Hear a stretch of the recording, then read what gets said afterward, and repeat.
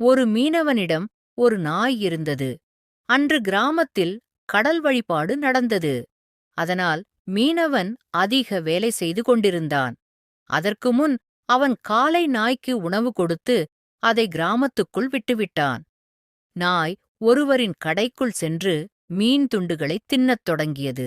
இங்கு கடல் வழிபாட்டு ஊர்வலம் ஆரம்பமானது. மாலை ஆகியும் நாய் வீடு திரும்பவில்லை. அடுத்த நாள் காலை மீனவன் கடலுக்குச் சென்று வலை வீசிக் கொண்டிருந்தான். இப்போது மீனவனின் மனைவி நாயைத் தேடிச் செல்கிறாள். அப்போதுதான் காயமடைந்த நிலையில் நாய் தள்ளாடிக் கொண்டு வந்து கொண்டிருந்தது. வழியிலே அவளுக்கும் அது கண்ணில் பட்டது. காயமடைந்த நாயைப் பார்த்ததும் அவள் மிகவும் கவலையடைந்தாள். மெல்ல மெல்ல அதை வீட்டிற்கு அழைத்து வந்தாள்.